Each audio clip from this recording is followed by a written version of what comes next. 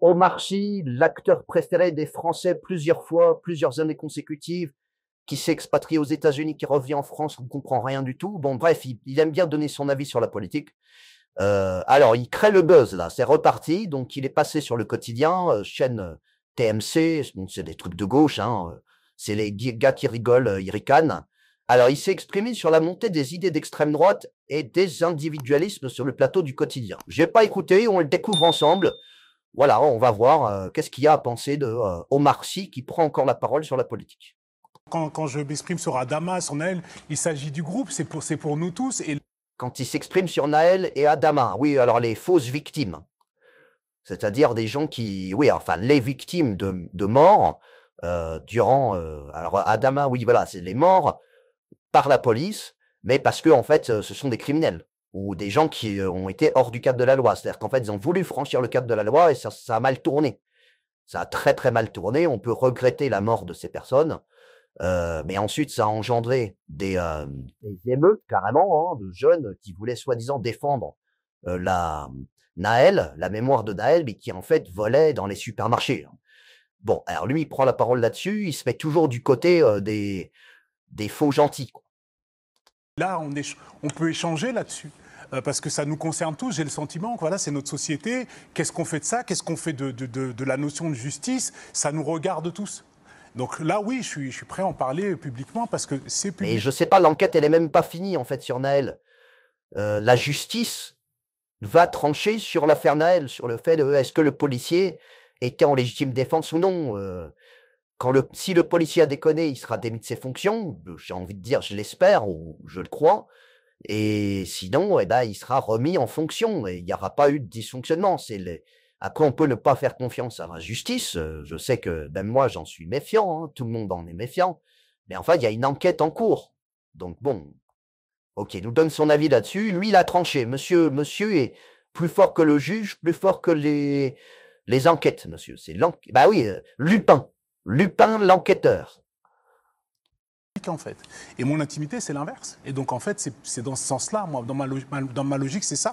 Ce qui m'appartient, c'est mon intimité. Ça, c'est pas pour tout le monde. Mais en revanche, la notion de justice, d'égalité, de fraternité, voilà, de tout ce qui nous manque, d'ailleurs, méfiez-vous encore une fois là-dessus, messieurs, dames. Mais c'est un truc, on en a plus du tout, justement. Parce que on a ces gens qui sont en train de cracher leur haine et qui essaient de mettre au goût du jour une France du passé avec des idées bien arrêtées, avec des...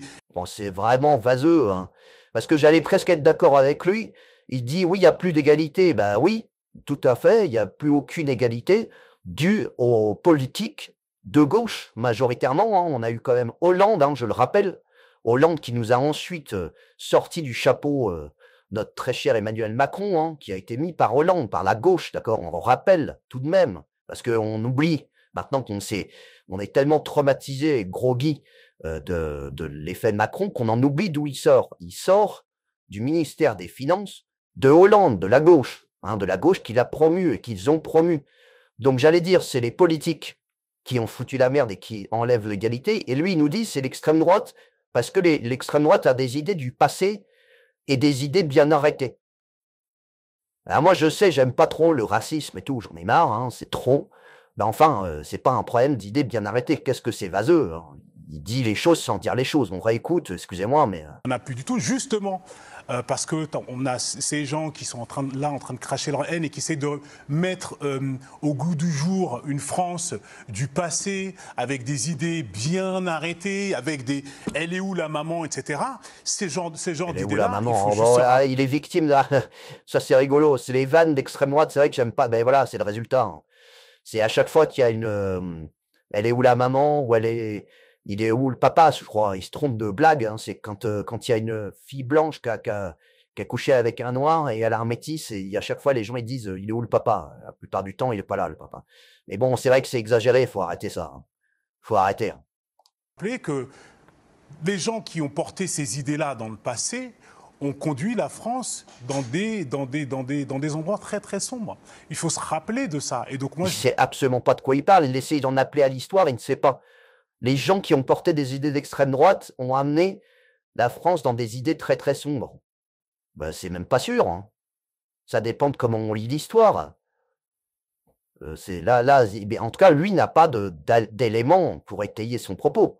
Là, si je le questionne, il me dirait, bah, c'est l'histoire. Mais il en sait rien du tout, hein. Il n'a pas d'éléments, là.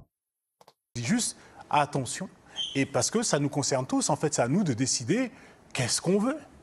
Comment on a Il dit envie juste attention, c'est à nous de décider. Oui, il dit juste attention à l'extrême droite, quoi. Il veut juste qu'on vote à gauche parce qu'il va y avoir des élections. d'interagir, en fait, comment on a envie d'être ensemble, comment on a envie de faire le groupe. Parce qu'aujourd'hui, on est chacun, justement, en train de parler de soi. Mais il ne s'agit pas de ça. Sur l'espace public, on ne parle pas de soi, de l'individuel. Ah bah on si, parle si. de... C'est le concept des syndicats, Omar. C'est un syndicat, par exemple, lutte pour les intérêts des travailleurs de son secteur. Donc on parle de soi, on parle de son corps de métier, on revendique son droit personnel et collectif, micro-collectif, à l'existence. On parle bien de classe pauvre, de classe moyenne, de classe bourgeoise. Ouais, ça, c'est les grandes boîtes, mais on parle aussi des travailleurs, des travailleurs des usines, des agriculteurs qui forment un groupe à part entière, qui n'ont pas les mêmes logiques, les banlieues qui n'ont pas les mêmes logiques. Même lui, des fois, il passe à la télé pour dire faut s'occuper des banlieues. Et les banlieues, c'est du microcosme. Donc si, on est sur l'espace public pour parler de soi, pour faire porter sa parole dans l'espace public, tout à fait. C'est d'ailleurs ce qu'il fait. Quelque part, là, il va nous défendre le droit des Noirs ou des gens de l'immigration à ne pas être victimes de racisme, et là, je peux le suivre. Mais par exemple, moi, ça me concerne pas, entre guillemets. C'est pas la même parole, on n'a pas les mêmes problématiques. Donc si, tu peux parler de toi, tout à fait. du groupe. Et aujourd'hui, c'est mon problème, j'ai l'impression que c'est que tout le monde parle de soi, de soi, de soi, de soi, et on oublie le groupe. Ce qui fait qu'on a des individus, justement, qui prétendent être chefs, mais qui en fait sont juste des individus, et souvent mégalomanes. Mais en fait, un chef, c'est celui On qui comprend rien du tout, là. C'est un adolescent, hein. s'occupe du groupe, et il n'y en a aucun de tout cela qui parle du groupe.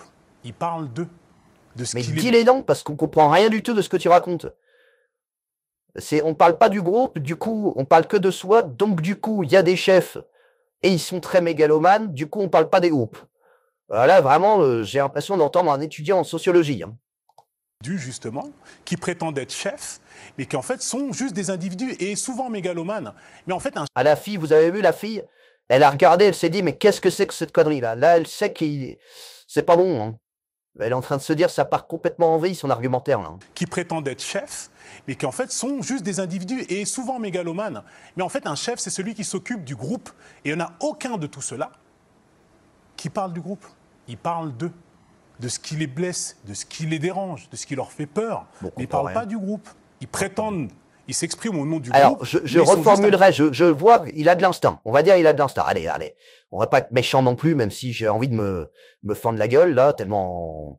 Mais, en fait, c'est vrai que à droite et à gauche, hein, partout, les politiciens, les chefs politiques, agitent, en vérité, des épouvantails pour ne pas montrer qu'ils n'ont pas de projet.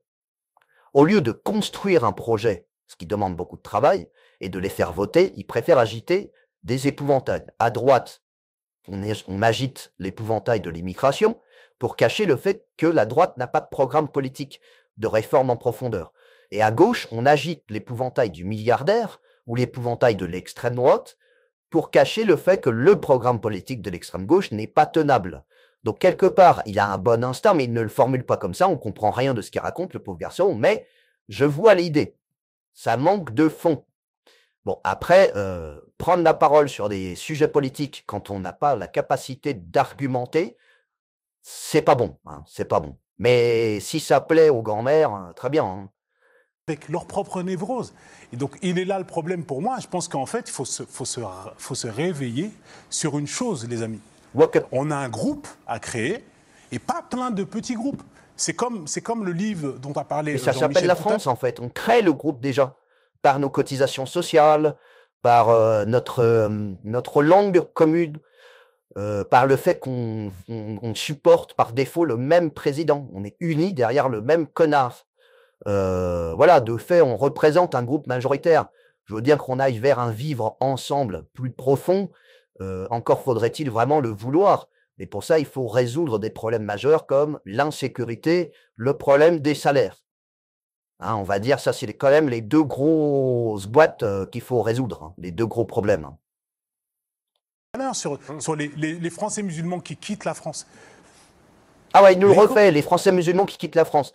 J'y ai réfléchi à cette histoire, les Français tout court ont quitté la France, les jeunes, pendant des années, hein, ça fait 10 ans, 15 ans, je crois, que les Français, les petits jeunes diplômés de toute origine se barrent. Mais maintenant que c'est les musulmans qui se barrent, faut qu'on en parle. Vite, vite, vite, il y a nos musulmans qui partent, il y a nos musulmans qui partent. C'est un scandale national, quoi. Non, non, mais laissez-les partir comme tout le monde. On a laissé partir nos jeunes au Canada, aux États-Unis, en Belgique, on laissera bien partir les autres, hein, c'est bon.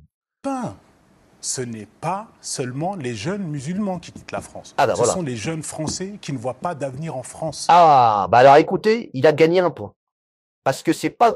En ce moment, les médias n'arrêtent pas de parler des musulmans. Et lui, il dit, non, non, il n'y a pas que les jeunes musulmans. Eh ben, écoute, ça, alors ça, Omar, tu vois, je sentais qu'il avait un bon instinct. C'est juste qu'il a pas le fond pour... Là, il a une bonne... Bah, écoutez, quand même, on lui donne un point, les gars. Quand même. On se pose la question de pourquoi. On se pose la question de comment on fait. Arrêter avec ces petits groupes, en fait, diviser les petits groupes, en fait, pour être dans un espèce de déni pour dire ça va bien parce que c'est juste cette partie. Mais fais la somme 2 minutes. Fais la somme 2 minutes, c'est un gros groupe et il s'agit de nous tous, en fait. Et n'oubliez pas ça. Moi, c'est mon souci, il est là. Quand je dis mon optimisme est mis à rude épreuve, j'essaie de rester positif, mais je vous jure, c'est difficile, là. Oui, c'est difficile. C'est difficile. C'est le monsieur rigolo qui est connu pour son rire et c'est comme un clown triste, c'est-à-dire qu'il rit devant la caméra et puis en fait il est complètement déprimé, le pauvre garçon, il a raison. Ok, il a raccordé les wagons, il m'a eu.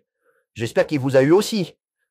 Et je pense que ça marche pas si on refait pas une table ronde. Hein. Faut refaire des récrés, les copains. Venez, on se tient la main, on fait des rondes, je vous jure. Bon, après les rodoudous, comme dit l'autre... Ça paraît débile ce que je suis en train de te dire, mais... Voilà, non, mais voilà, c'est vrai que ça paraît naïf, faut refaire des tables rondes, etc. Mais c'est un peu aussi ce qu'on dit, donc je suis d'accord avec lui. C'est naïf, hein, on est d'accord, on est tous naïfs, mais c'est avec la naïveté de l'enfant qu'on peut recréer le monde. Hein.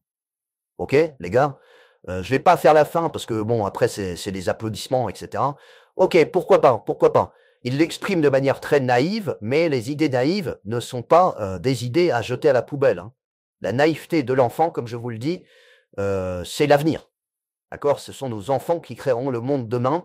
Laisser s'exprimer la naïveté sans la détruire, sans la salir, sans la souiller, c'est aussi une manière d'être. Hein. Du haut de sa villa à LA, les bisounours.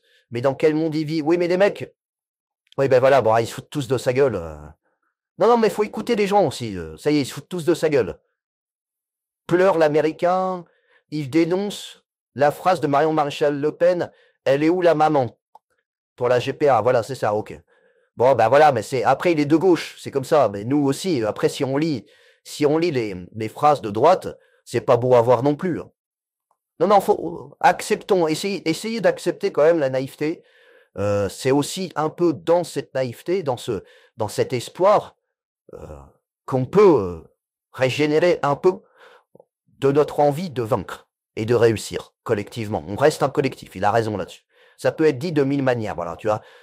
Bravo, merci, et merci pour cette belle émission. Voilà. Il est content, un peu de positif de temps en temps, ça fait pas de mal, même si c'est dit un peu n'importe comment. Allez, vous me dites votre avis en commentaire, on se fait des bisous, et on se dit à la prochaine.